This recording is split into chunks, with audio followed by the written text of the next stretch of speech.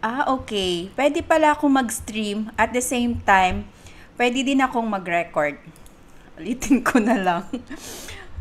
Hello, good morning! Welcome back to my channel, Tax Tutorials for MSME. Live tayo ngayon sa ating Facebook page, Tax Tutorials for MSME. At the same time, recorded siya para sa ating YouTube channel. Ang aking video ngayon o ang aking tutorial ngayon ay para sa mga TNVS, Transport Network Vehicle Services. Specifically for driver operator. Maraming salamat po kay Sir Katimon sa pagbigay ng kanyang earnings from Grab as driver.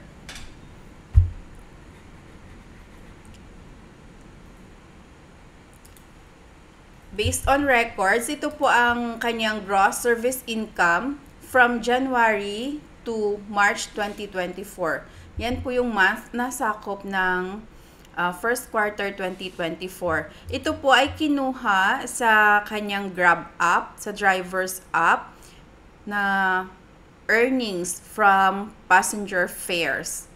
So bilang driver operator, ito po yung kukunin natin na revenues ang natanggap mula sa Grab passengers. Siya na ang nag-compute nito, mano-manong mag-total ng kanyang earnings from Grab. From January, meron siyang 51,655.90 centavos. From February, 59,000. Sa March, 65,000. So, may total gross service income siya na 176,825.20 centavos. Upon registration sa BIR, si Sir ay mayroong tax types na quarterly percentage tax at saka income tax.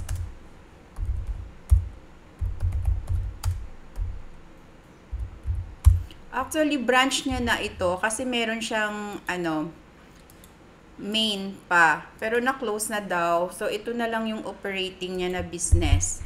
So, ito yung i-declare natin na income sa BIR ngayon.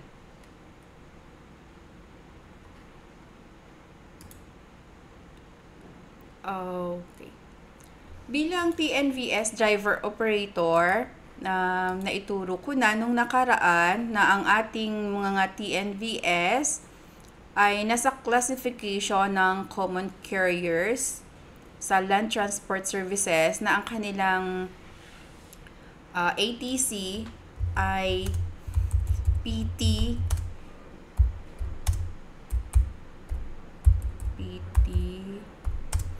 040. Marami akong binasa na mga regulations na release ng BIR noong 2015.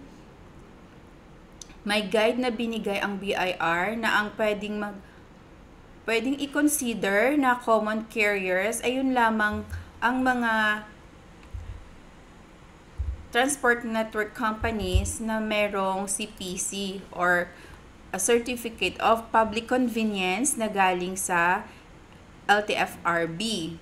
So, kung wala kang Certificate of Public Convenience galing sa LTFRB, pwede ka pang i-consider na transport contractor service, ganon. Hindi ka pa required na mag-file ng common carriers tax. Kasi mas maliit yung common carriers tax 3%. Kumpara sa contractor of services na kapag lumampas ka ng 3 million pesos ang gross revenues, ikaw ay magiging vatable na at 12%. Kaya yun yung benefit din ng common carriers. Pero hindi nga pwede lahat ay mag-avail ng common carriers tax. Yun lamang ang may Certificate of Public Convenience. Pero may option naman na tayo na mag-avail nito kasi nag-apply naman na tayo ng CPC sa LTFRB at granted na tayo ng provisional authority. Kaya nakakabiyahe na siya sa Grab. Pero titingnan natin, mag-compare tayo kung alin ba talaga ang mas bagay na tax regime para sa mga TNVS driver operator. So, dito tayo, kung pipiliin natin ang graduated income tax rate. So, i-assume natin na meron tayong 80 certificate of public convenience. So, pag may certificate of public convenience, dalawa lang po yung ating pwedeng pagpipilian na method of deduction. Bale, ang ating tax regime ay graduated income tax rate, tapos may dalawa tayong method of deduction. Itemized deduction at saka optional standard deduction. Dito tayo sa graduated income tax rate with itemized deduction. Based on record natin sa first quarter na 176,825 and 20 centavos, i-project natin ang ating annual revenues, annual service income. So, ang ating taxpayer ay may projected income na 7,380 centavos. So, pag annual kasi pwede nating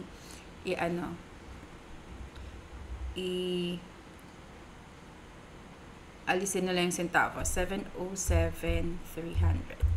Alisin na natin yung centavos.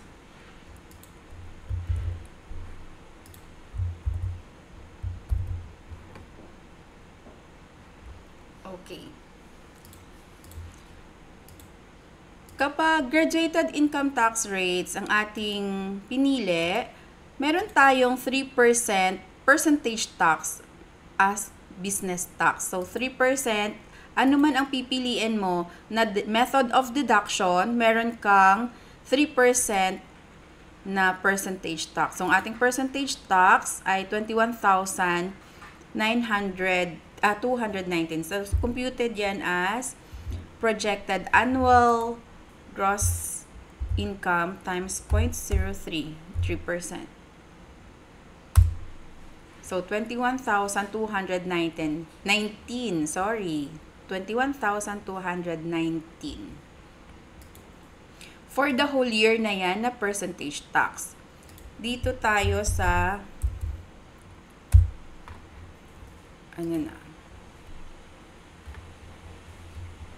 sorry. Bakit nag-off yung aking screen? Service income. Dito tayo sa income tax naman. Sa computation of taxable income and income tax for the year 2024. So, ang ating total gross service income, lagyan ko ng label na gross. Gross service income, 700,300 pesos. Less yung expenses. Ito po ay mga estimates lang ng expenses. So, makikita nyo kung kayo ay nag-compute ng inyong actual expenses. Kailangan nyo pong mag-record. Kailangan nyo pong humingi ng resibo ng fuel and oil. Mga auto parts, auto supply, basta anumang expenses pertaining sa operation ng inyong transport service. Kasi kung driver ka, so ikaw ang nagbabayad ng iyong gas. So, yung ano pang gastos ng driver? Yung mga maintenance dyan sa loob ng iyong kotse, air freshener, kung may iba, makikita ko, may alcohol, may face mask na free sa kanilang mga passengers, minsan may candies. So, pwede nyong i-declare yan sa as expenses sa inyong business. Hindi po pwede yung personal meals ng driver, personal na po natin yun. Doon na lang natin kukunin doon sa income natin, sa drawings. So, kailangan po may resibo ito ha, yung mga fuel. Ipunin nyo po yung inyong mga resibo. Ang depreciation ng sasakyan, ito, sinample ko lang na 1 million yung cost ng car. I-divide sa useful life ng car na 10 years. Itong insurance naman, comprehensive insurance ng sasakyan, hindi ko alam kung magkano talaga ang eksakto. Pero pag comprehensive insurance, mga bagong sasakyan, usually nasa 10,000 and above ang presyo. Repairs and maintenance, depende kung nasiraan ka or Pwede dito sa repairs and maintenance yung pa-tune up, change oil, change tires, bumili ka ng mga tires. So, conservative pa nga itong aking repairs and maintenance na 20,000 lang. Siguro mas malaki pa ang ginagastos ng isang operator. Taxes and licenses. Dito sa taxes and licenses, pwede ditong idagdag ang percentage tax natin na 21,000. Deductible siya as taxes and licenses. Expansion ng business. Teka, sandali, i-add ko. 21,000 para sa taxes and licenses mo. Plus, halimbawa, gumastos ka sa LTFRB, sa LTO, sa City Hall ng another 10,000. So, add natin ng another 10,000. So, ang laki, di ba? Wala na akong maisip pa na other expenses. Pwede ninyong i-add dito ang iba pang expenses na actual na incur sa inyong operations bilang driver at bilang operator. So, ang total expenses natin, estimate lang to ha, 432,219.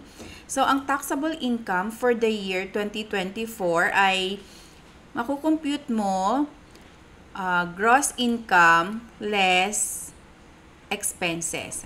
Ulitin ko.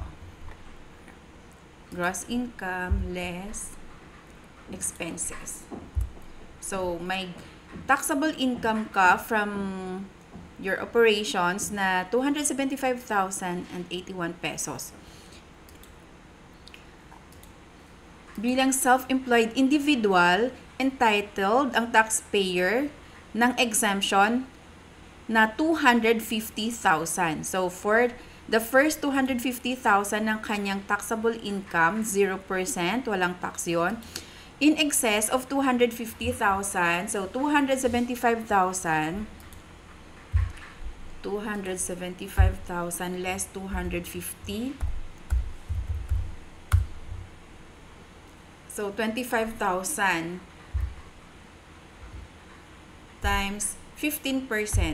15% po yung ating tax rate. Oh, sorry. 0.15 times 0.15. 15%. So, 3.7. In excess is 15%. Makikita po yan sa graduated income tax rate table. Hanap tayo ng table ng income tax rate.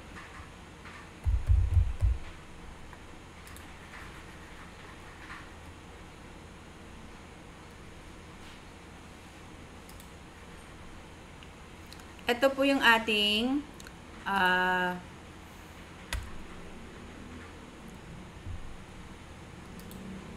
income tax rate for the year 2023. Effective to ng January 1, 2023 onwards. Yan yung pong tax rate natin based sa ating train law na naging effective noong January 1, 2028. So, ayan po, not over 250,000 based on net taxable income. Exempted siya.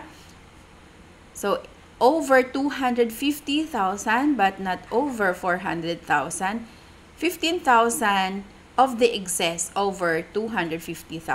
So, balik tayo dito sa ating computation. Ito na siya. Ang excess sa 250,000 exemption is 25,081 pesos. Ang 15% nito ay 3,762 and 15 centavos. Yan po yung projected natin na income tax for the year 2024. O di ba maliit lang siya kapag ang pinili nating tax regime ay graduated income tax rate with itemized deduction. So, kailangan lang natin itong aralin. Kung gusto nyo pong makakuha ng copy nito, pwede po kayong mag-PM sa aking FB page, Tax Tutorials for MSME. Libre lang po siya. Free. Sorry naman. So, kung kukumputin natin, halimbawa isama natin magkano ba talaga yung total taxes remitted to government.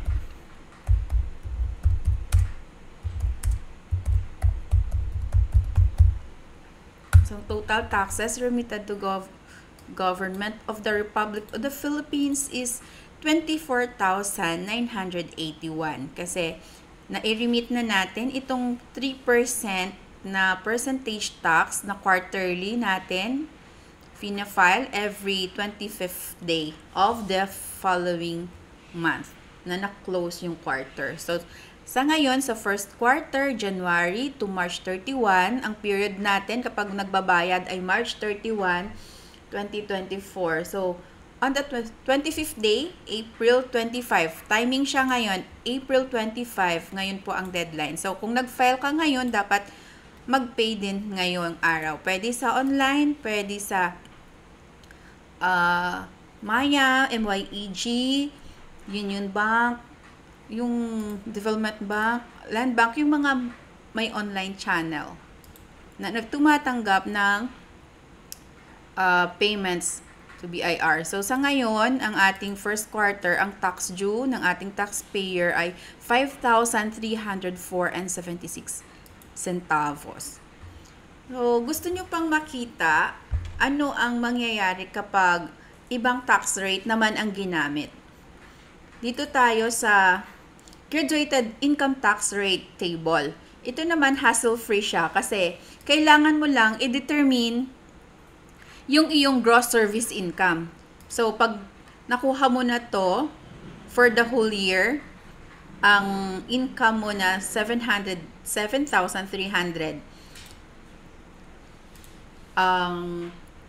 Pag in-encode siya sa Form 1701 sa Annual Income Tax Return, automatic na siyang mag-compute ng income tax.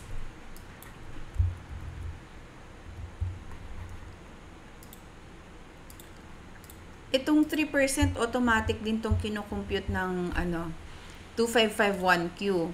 So, wala ka ng hindi ka maaabala ba? Pero, malaki naman ang taxes na babayaran mo. Kasi, tingnan mo, dito, sa percentage tax, pareho lang kayo. Graduated income tax rate and itemized deduction, pareho lang na magbabayad ng quarterly percentage tax na 3%. Then, dito sa income tax naman, ang kailangan mo lang alamin ay yung total gross service income for the whole year. Input mo lang doon sa 1701, automatic na siyang magko-compute. Pero para malaman nyo kung paano nagko-compute siya, ito po yung computation. Sa optional standard deduction, binigyan tayo ng batas ng 40% of the gross service income as standard deduction. So, 40% nito, computin ko, 40% times 0.4. 40% is 282,920.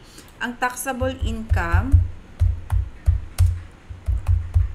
is the difference between gross service income and the optional standard deduction. So, i-minus siya, 707 less 282 So, ang taxable income ng taxpayer supposed to be ay 424,380. Based on our graduated income tax table, dito tayo. So, 424. So, nag-exceed na siya sa 400. So, dito na tayo na level.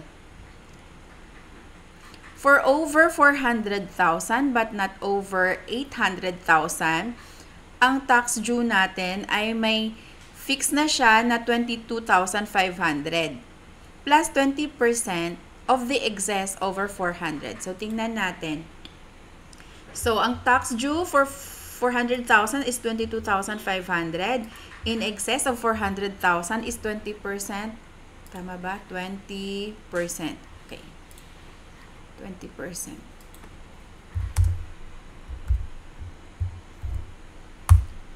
20% siya. So, computing ko muna. 400,000 ay 424 less 400,000.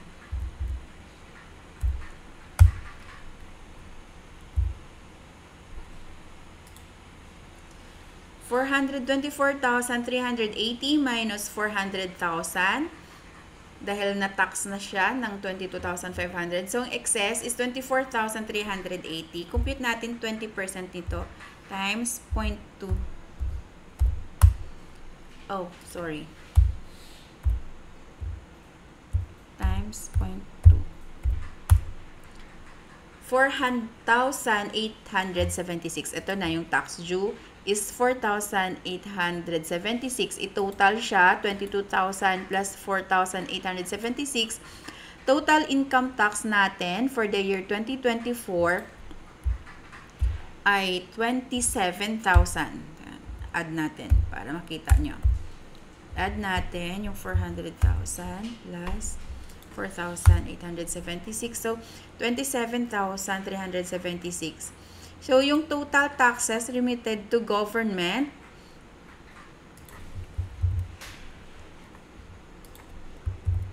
yung ating percentage tax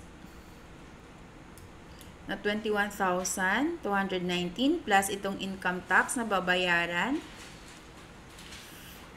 total is 48,595. So, ang laki ng difference, di ba? 48,000 versus 24,981.15. Ito naman ang 8%. Dito tayo sa 8%. Ito naman ay available na option sa mga self-employed individuals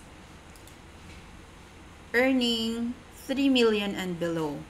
At sa part ng mga TNVS, itong sa Grab, kapag wala ka pang CPC, pwede kang mag-avail nitong 8% dahil contractor of service ka lang. Ayon mo ng ma-hassle, mag-avail ka lang ng 8% sa 2551Q. Meron na akong mga sample video kung paano mag-avail ng 8% sa 2551Q para hindi na magbayad sa quarterly percentage tax. Ang babayaran na lamang ay 8% income tax based on gross sales. Based on gross sales siya, pero meron kang allowable deduction na ibinigay ng batas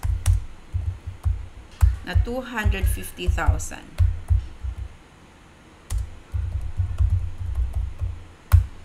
Dito sa ating itemized deduction, ang 250,000 ay ginamit na deduction from net income.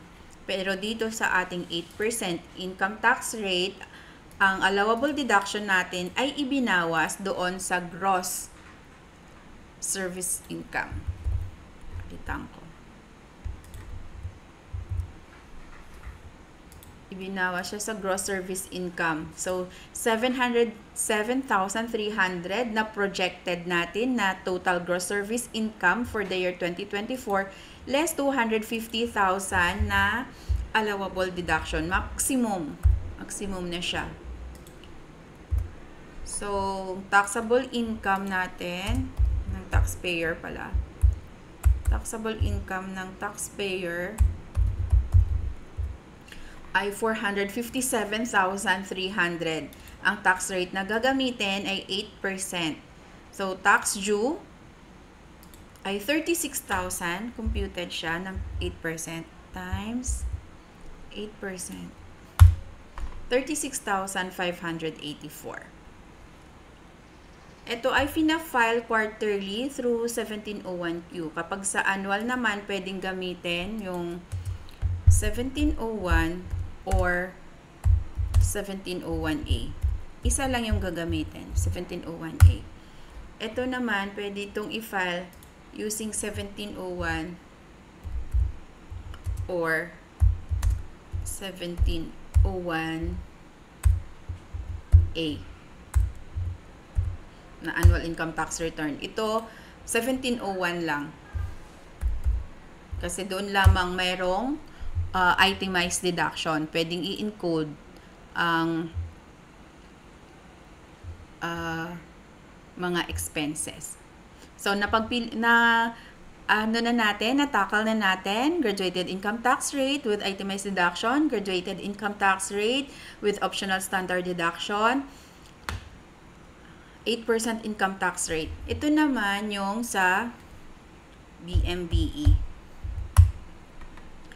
Ang sa BMBE, exempted from income tax. So, ang babayaran lamang ng isang BMBE registered taxpayer ay ang 3% quarterly percentage tax. Yung total na natin for the annual is 21,000. So, kung ikukumpara natin, pag graduated itemized, 24,000 ang total na mai-remit natin sa gobyerno. Sa OSD, 48,000. Sa 8%, 36,000. Pag barangay micro business enterprise ka, ang i-remit mo lang sa government ay 21,219. So, it's up to you na taxpayer kung alin po ang inyong gagamiting income tax regime. Siyempre ako, mas pipiliin ko yung BMBE na 3% lang. Kung wala ka pang BMBE Certificate of Authority, pwede ka pang mag-apply. So, sa ngayon, ang ipa-file muna natin ay ang quarterly percentage tax na 3%. So,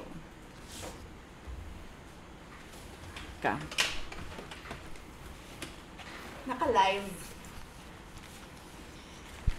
Konti na lang, sandali na lang. So, yung gross natin, i-take note ko para maipakita kung ma-file ko. Gross is 176,825 and 20 centavos. Ang kanyang 3% ay 5,304.76. Thank you so much sa mga nanonood sa ating live sa ating Facebook page. Pwede po kayong mag-comment para malaman ko po kung sino po yung mga nakapanood. Thank you so much sa ating subscriber, Sir Katimon, for providing us his gross service income from Grab. Kaya, dito na tayo sa ating form, BIR form number 2551Q, para for privacy purposes, hindi ko na po ipapakita yung first page. So, sa main business ni Sir, close na siya. So, dito tayo sa land transport. Dito po yung alphanumeric tax code nasa bandang gitna. So, ito yung sa Schedule 1.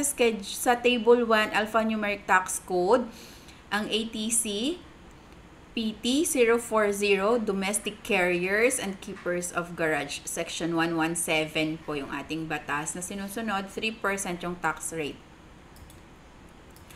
So, dito i-type, i-encode ang gross sales, gross service income, 76,825 and 20 centavos. So, automatic siyang nag-compute ng tax due 5,304 4.76. Yan po yung babayaran ngayong araw na ito. So, pwede ko na siyang i-save. Then, click validate. Validation successful. Click submit final copy. Okay. Okay.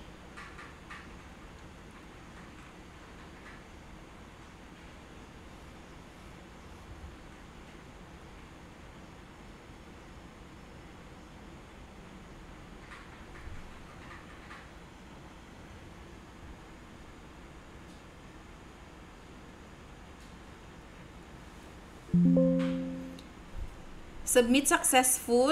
A notification will be sent to your email. So, pwede nyo po itong screenshot para proof na nakapag-submit kayo. Then, hintayin na lang po sa inyong email address ang inyong tax return confirmation receipt. Pwede na pong magbayad dahil deadline ngayon. Hanggang gabi po pwedeng magbayad. Okay. So, pwede tayong magbayad through MYEG, Maya, Union Bank, LinkBiz Portal. Basta tumatanggap po. Pwede ring i-print at magbayad kung sa lugar nyo nagtatanggap sa RDO ng manual filing, pwede namang mag-file. Pero dapat po kasi i-print ang tax return confirmation receipt at dalhin sa bangko. Mag-print ng 3 copies, then bayaran. Kasi meron daw mga banks, hindi ko lang pa na-try, na kailangan daw may tatak ng BIR bago magbayad. So, para hindi ka na magpatatak sa BIR, i-print na lang ang tax return confirmation receipt. So, tapos na tayong mag-file. Sana po nakaabot sa filing ngayon ng mga TNVS. Okay, thank you so much sa mga sumubaybay sa aking live ngayon. Maraming salamat din po sa mga makakapanood nito sa aking channel. Thank you so much for watching. Bye!